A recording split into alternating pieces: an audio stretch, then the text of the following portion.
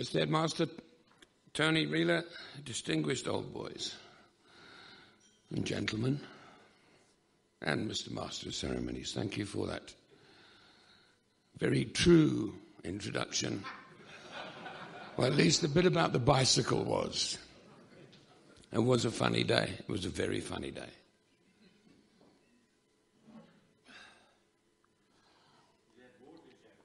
Yeah.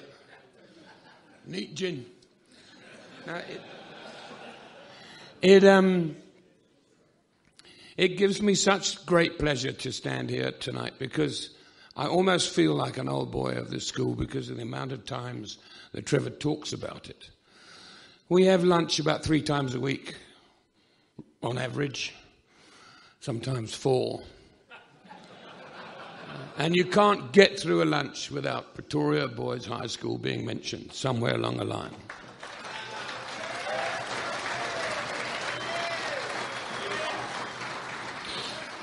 He's a faithful old dog, is the Wash, I tell you. And I hope that this evening I can do a little bit better than a former England cricketer by the name of Trevor Bailey, who was invited out to Johannesburg to speak at the Kent Park Taverners' spring dinner.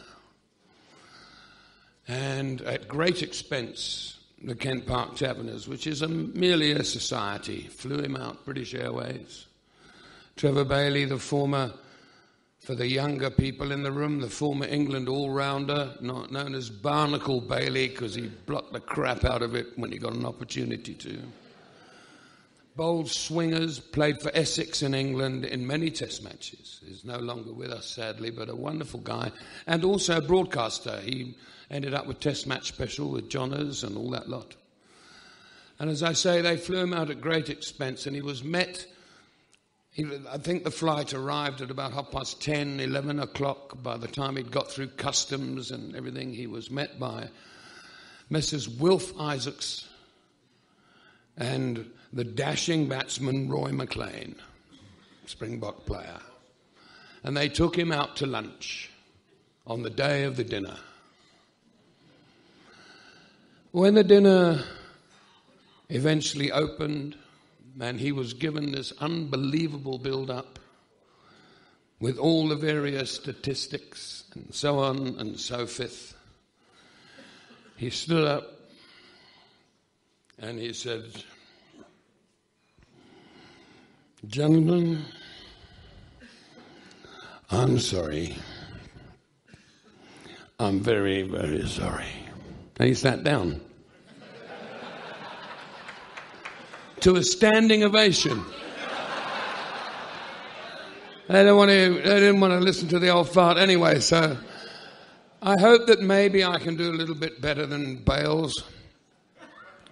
And I will start with my friend on my left here and the trials and tribulations of touring such places as he mentioned, and the West Indies is the best place in the world to go. But I recall a tour to India, and we were in a place called Guwahati. Now, Guwahati is quite way up in the north and doesn't have the smart hotels that they have in such places as Mumbai and Delhi and so on. And we were with the journos and other broadcasters, and we got to this hotel at a desperate time of day, having gone up a hill which was literally 45 degrees. How the bus got up there, I don't know. It only just made it. And we're in a jungle, and there was a ravine with a river right down at the bottom. I don't know what river it was, and we booked into this ghastly hotel. It really was a ghastly hotel. So much so that my good mate here immediately had a problem with his room and came galloping down the stairs and went up to the chap behind the desk and said, I'm in room number 7. It's one of those hotels. And the chap said, "Yes, Mr. Quirk, I know, I've got your name here." And he said, "Well, my room is infested with cockroaches." Very sorry, Mr. Quirk. Well, don't be sorry. Exterminate them. Anybody else would say, get rid of them, wouldn't they? No, not him. Exterminate them. Not possible. Why not possible? Because as soon as kill, they come back up drain pipe. So we knew then that it wasn't going to be the best stay of our, of the tour.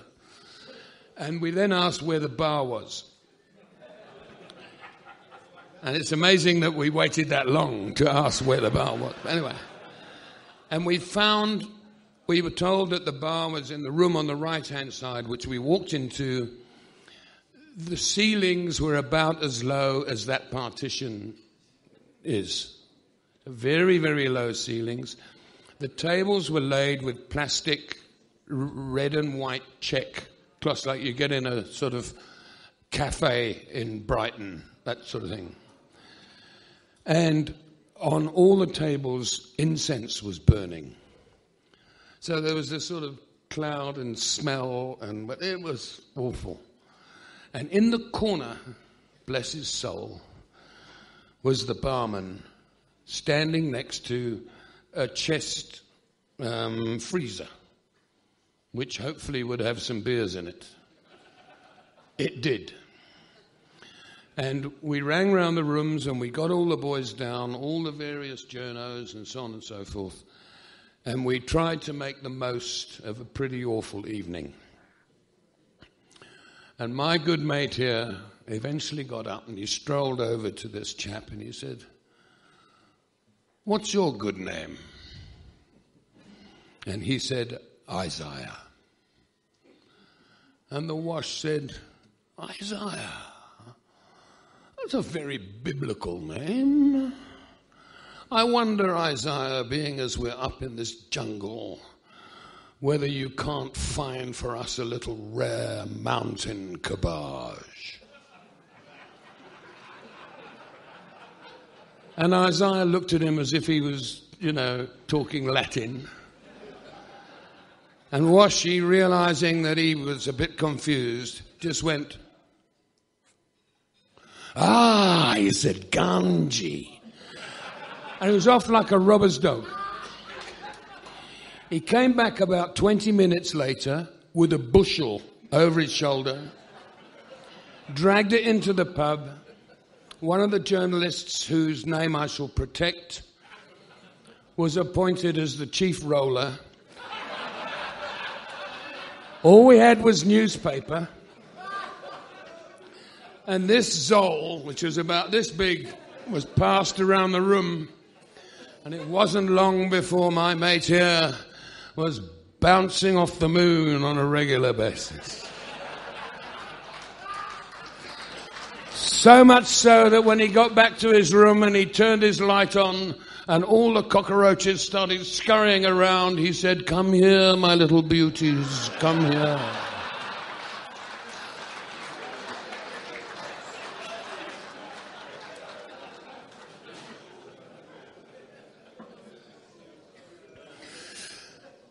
The other day I had lunch with Alan Donald because I wanted to see how he was doing, and I wanted to chat to him a little bit about South African cricket and what happened in the World Cup and so on. And I don't have a great deal to share with you other than probably what we all thought was going on went on, which is quite sad. Alan I don't know that he's moved on. I don't think so. I think they wanted to make a change, which is one of the things that I find quite disappointing because I know, knowing all the bowlers that I do know, that he's been in charge of for the last 4 or 5 years, they have great respect for him. With his work ethic, etc., etc. The selection situation that we all thought maybe there had been a phone call. Well, there wasn't a phone call because the CEO of South African Cricket was actually out there. It wasn't anything to do with sending SMSs. It was a question of he was in the same hotel as the players. And, yeah, it would also appear that Vernon Philander was devastated. Not devastated. He was reluctant to play. He was fit. He passed himself fit to play, but was kind of reluctant to play because Kyle Abbott had done so brilliantly, and he was forced to play. So I don't think that we thought any different to all that, from the distance that we were from it. And this whole thing concerns me just a degree, because there has to surely come a time, and it's probably at international level. I think that what goes on at grassroots level and through the schools and through the universities, when I say goes on, it's had so many different names. It's had quota systems, and it's now, I think the terminology is targets.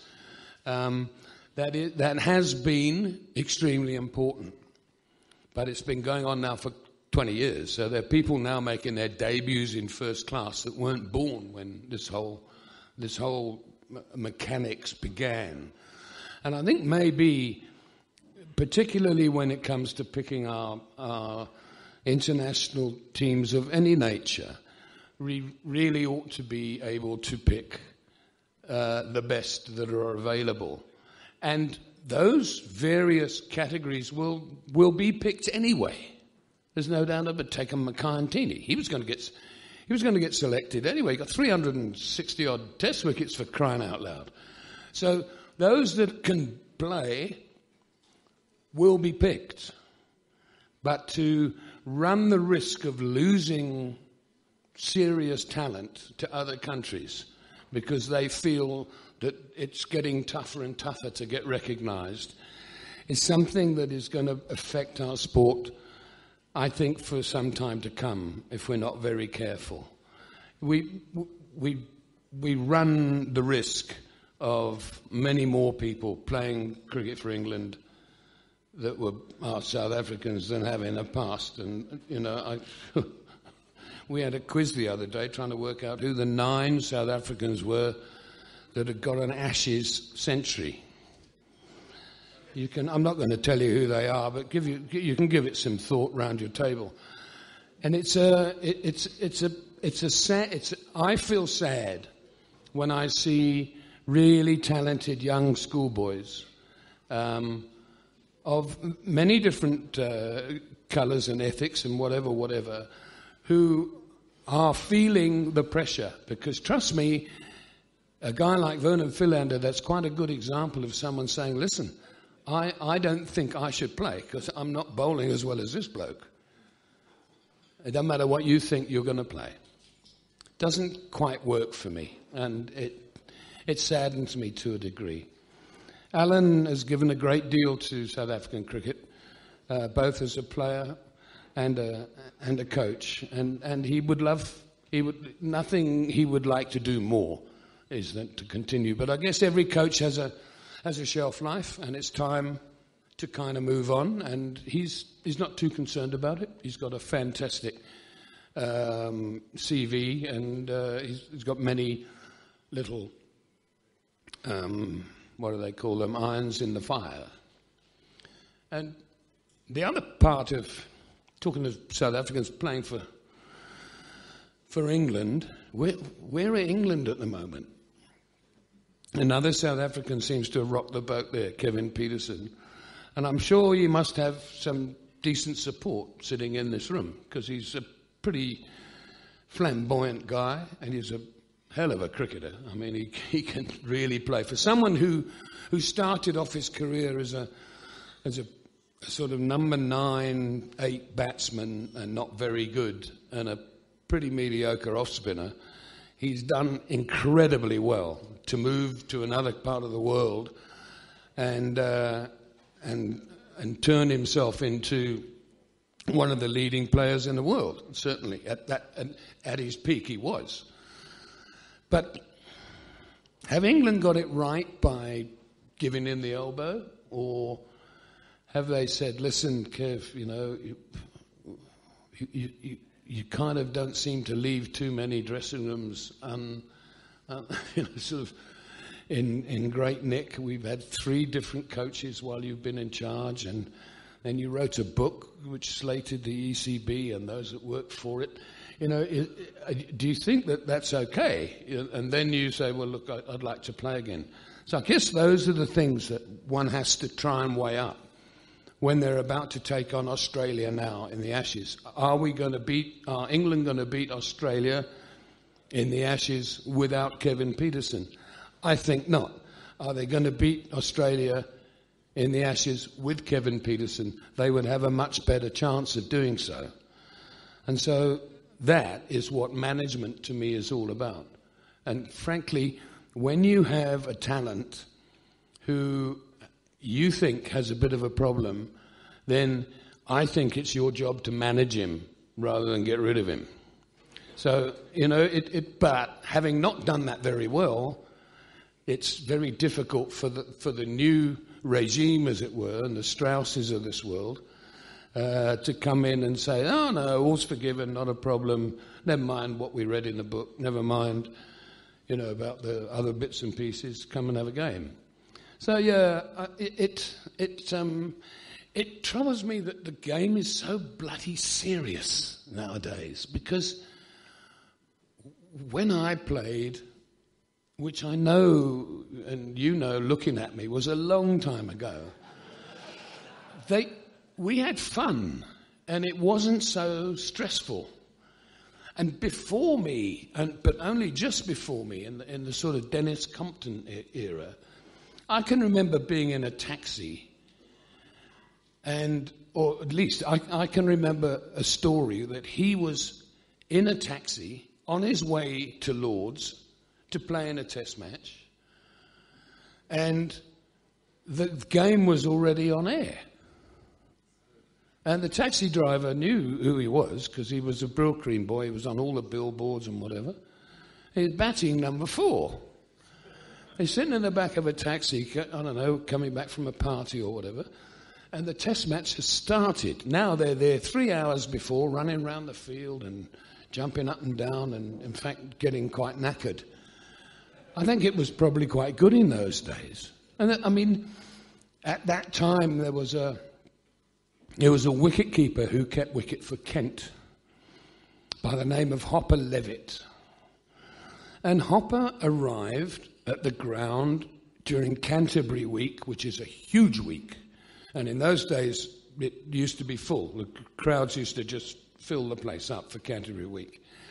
He arrived at the ground completely and utterly arseholes. As most wicket keepers do, when I look at my friend.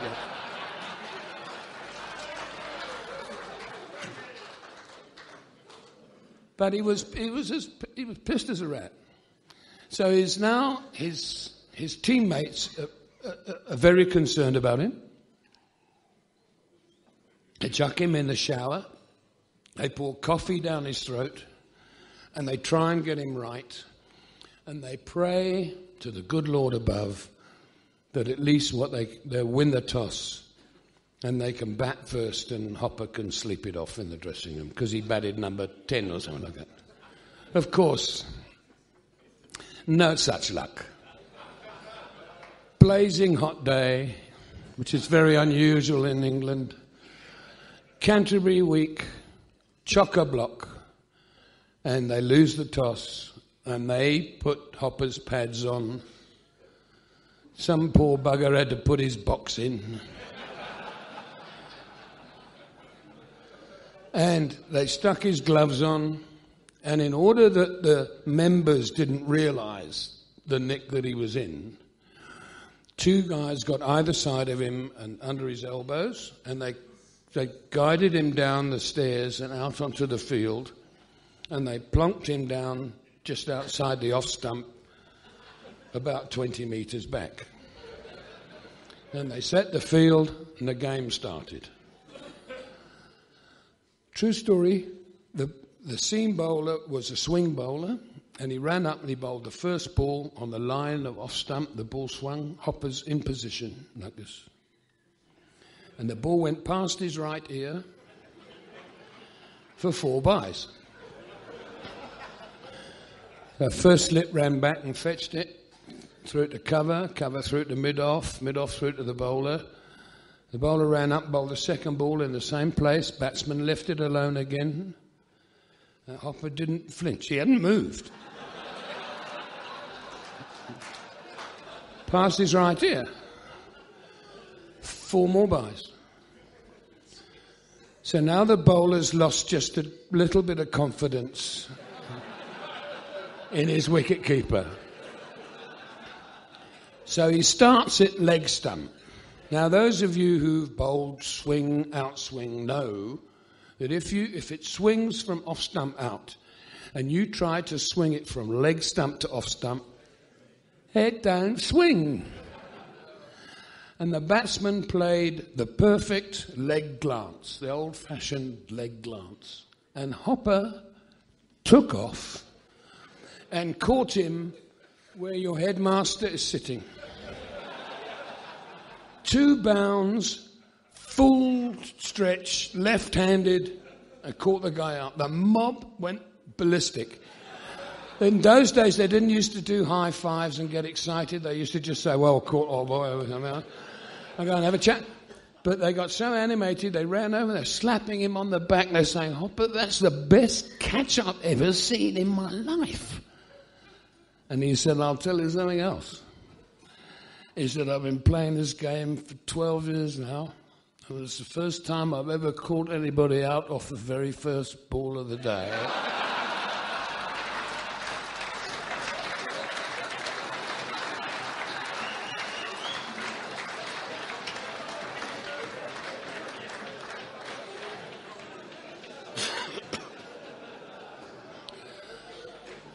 I'm on my way over to England on Tuesday.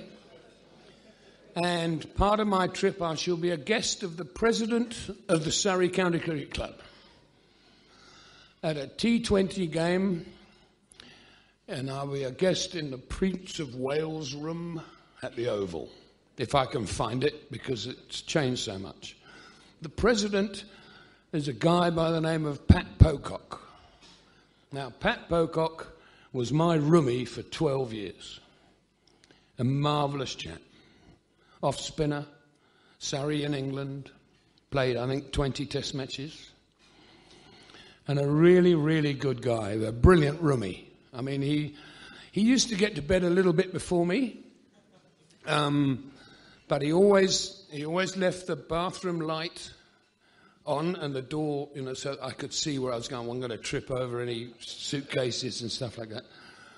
He used to put the toothpaste on my toothbrush. Top roomie. That's as far as I let him go, mind you, but he used to put toothpaste on. And in the morning, cup of coffee, he'd make a coffee for me. Fabulous bloke.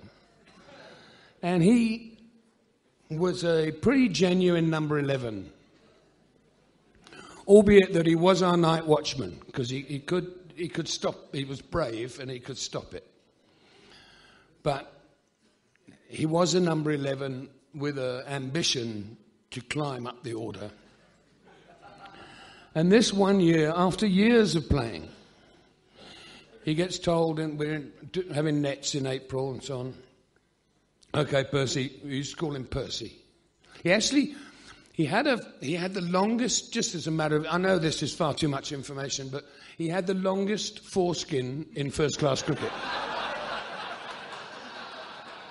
It's just something you notice, when you... Anyway.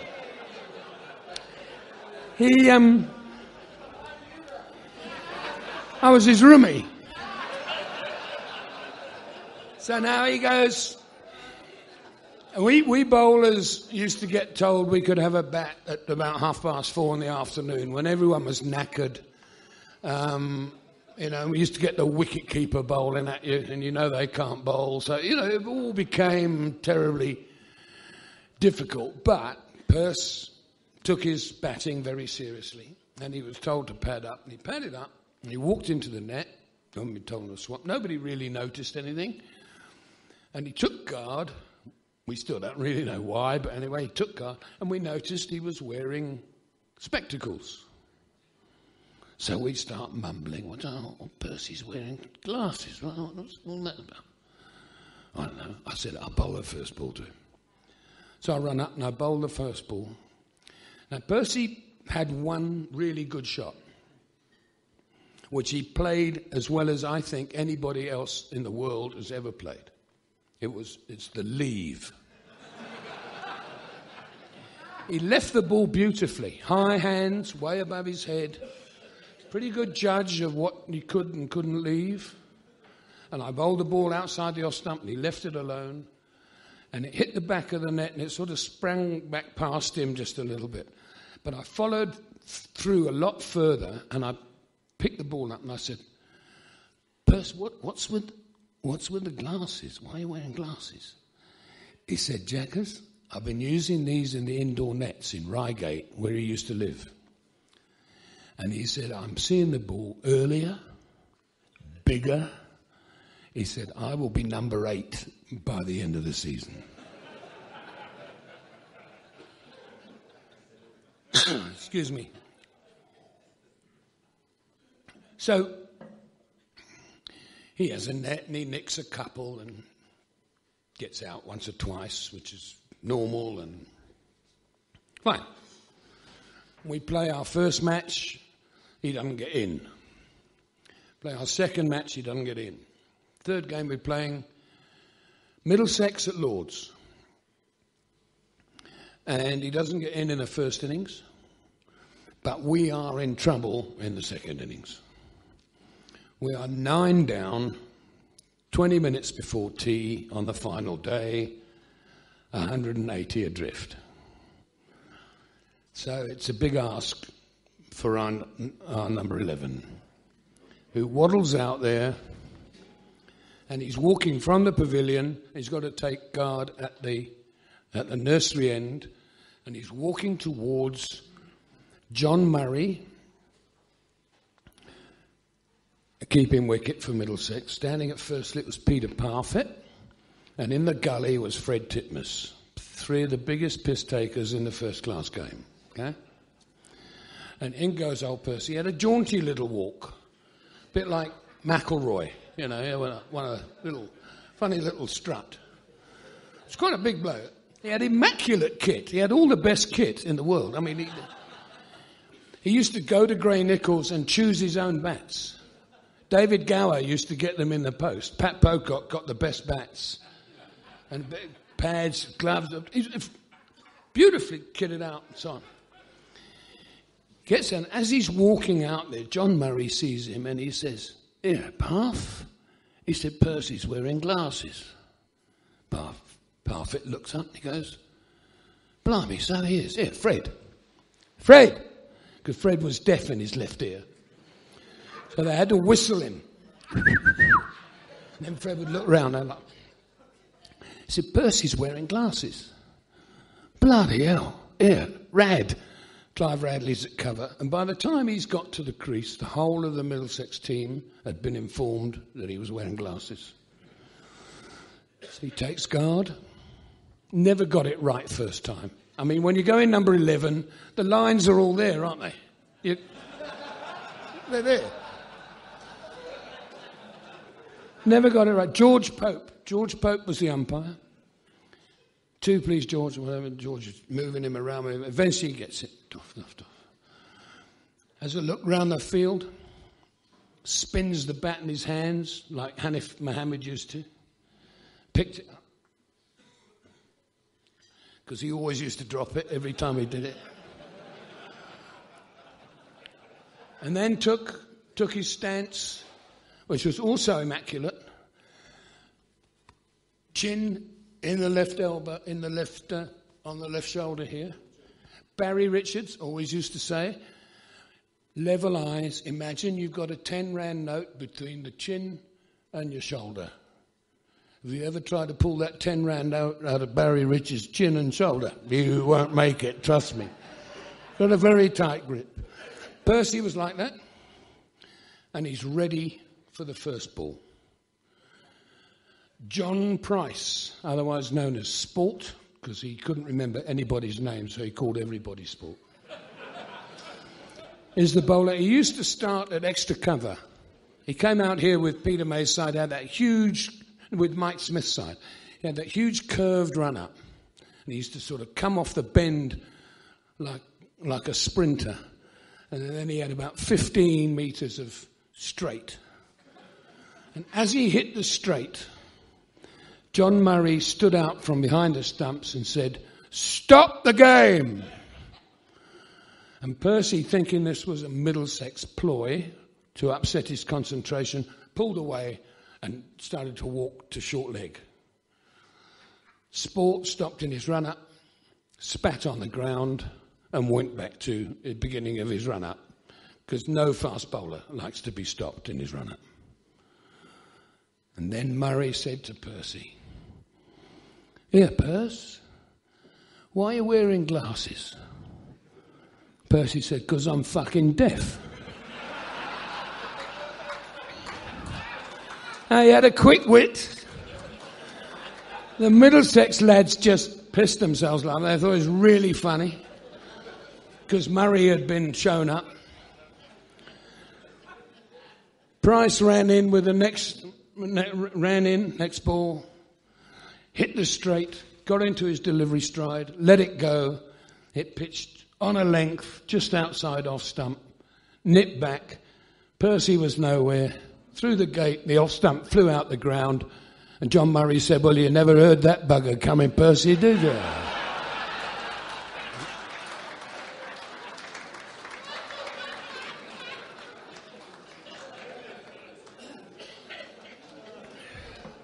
So he got his own back. Trevor mentioned broadcasting, bless his cotton socks, because he was a huge mentor of mine when I first started, along with the great Richie Benno, who sadly passed away not long ago. And we were discussing only the other day about broadcasting bloopers, because people write books about broadcasting bloopers.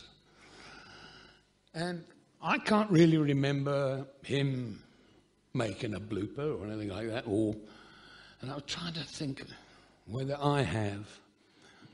But I do recall when I was a young man listening to Harry Carpenter from the BBC. He used to do boxing, and he used to do the boat race, the Oxford and Cambridge boat race every year.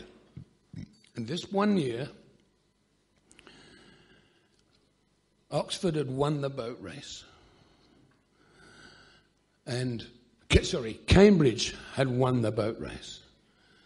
And both crews have finished, as they always are, when they're all lying around all over the place. And Harry Carpenter was heard to say, "Oh, isn't that nice? The wife of the Cambridge president is kissing the cocks of the Oxford crew." Oh my God, I can't believe I just said that. Isn't it beautiful? The wife of the Cambridge president is kissing the cocks of the Oxford crew. Oh my God, I can't believe I've just said that. Which, of course, brought attention to what he'd just said. But I need Quinton de Kock to change his name. Or I think I must retire. It's very difficult. I'll give you an example.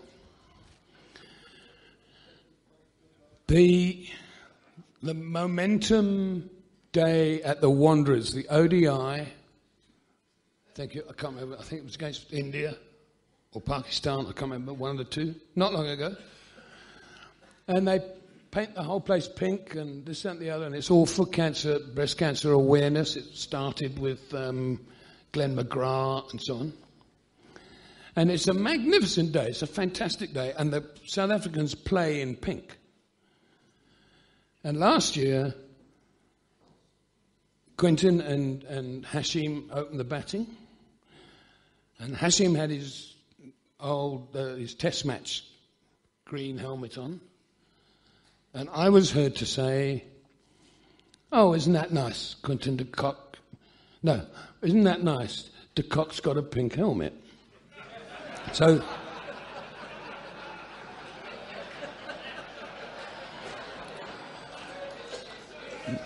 my caseman tapped me on the shoulder. He was standing behind me and he said, I don't think you're allowed to say that, Checkers. Then it got worse. De Kock and Amler put on 200 and, I don't know, they put on millions. And so when you then come to the end of the innings and you're summing up the innings, they chuck it at you, they give you the scorecard, then they give you partnerships and bowling, and then you go to the break. So, of course, partnerships come up, and there I say.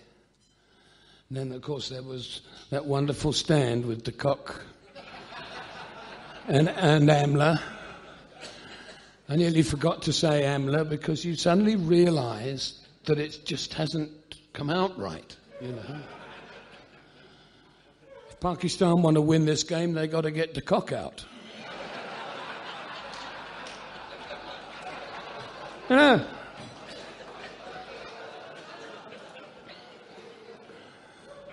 This man began with a story of the two of us on tour in India. I will now take you to a place in India called Rajkot, in another desperately terrible hotel. But first I need a little bit of audience participation and some honesty. Now, we have heard from the head boy, who spoke quite brilliantly earlier about this great institution, and we hope that part of all that greatness is honesty. So I want those of you who've once fantasized about having a mirror on the ceiling of your bedroom to please put your hand up. There's a lot of liars in this room.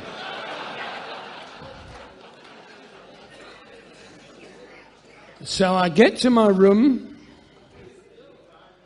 which was it was as hot as hell in there because the windows were shut because you can't let the mozzies in. And it had a tiny little lounge or whatever, but it was a really ordinary lounge. Don't get carried away. And I walked into the bedroom and I'm looking. Bugger me, there's a mirror on the ceiling, but a big one. I'm 6,000 miles away from a decent piece of crumpet, and I've now got what.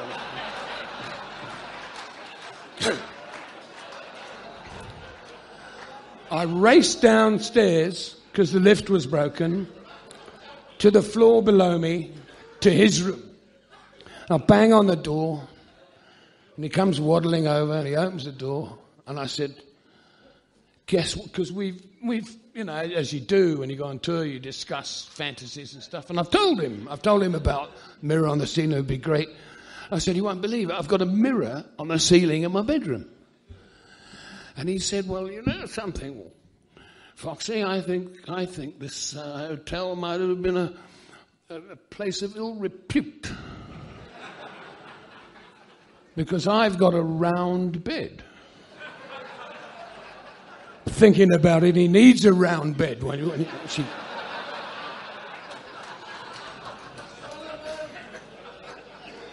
So anyway, it's, as I say, it's hot as hell, and I sleep in the clothes I was born in.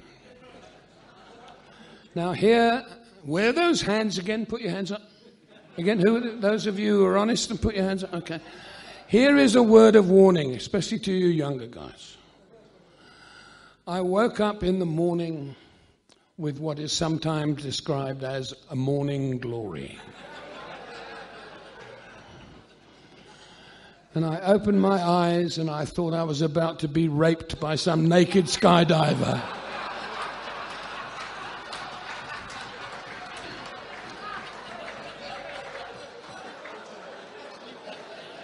So I do not recommend it. Not 1 minute.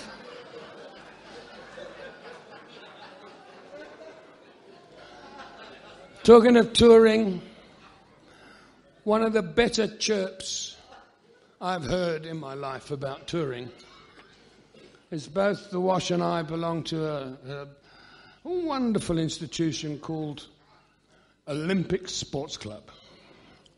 3 snooker tables, no women allowed, responsible for more divorces than any other club in the world.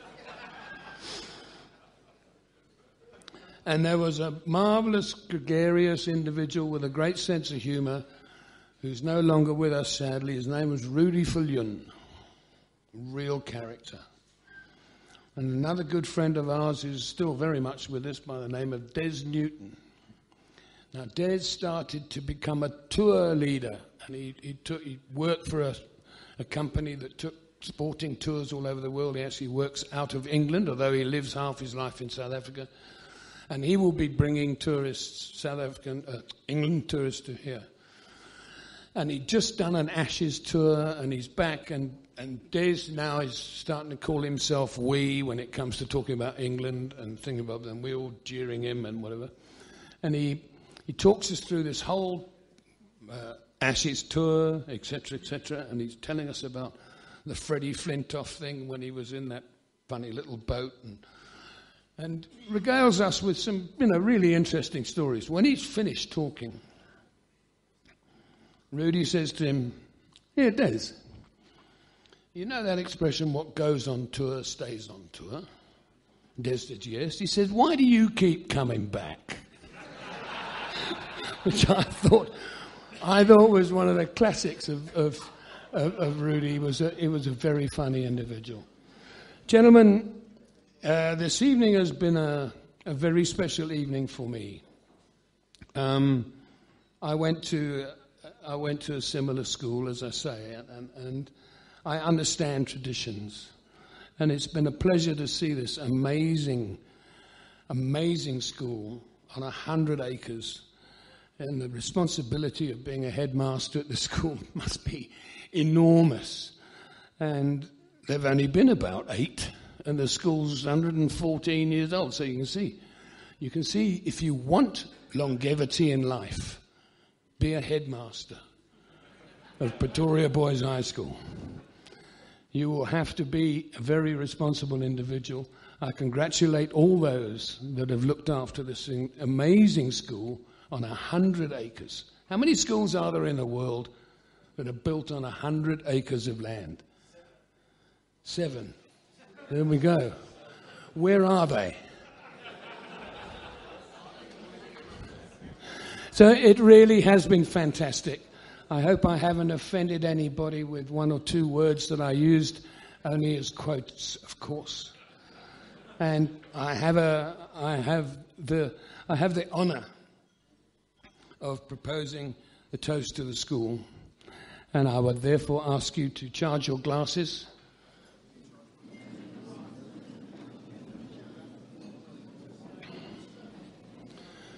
The toast, gentlemen, is old boys. Old boys. Thank you very much, and travel home safely.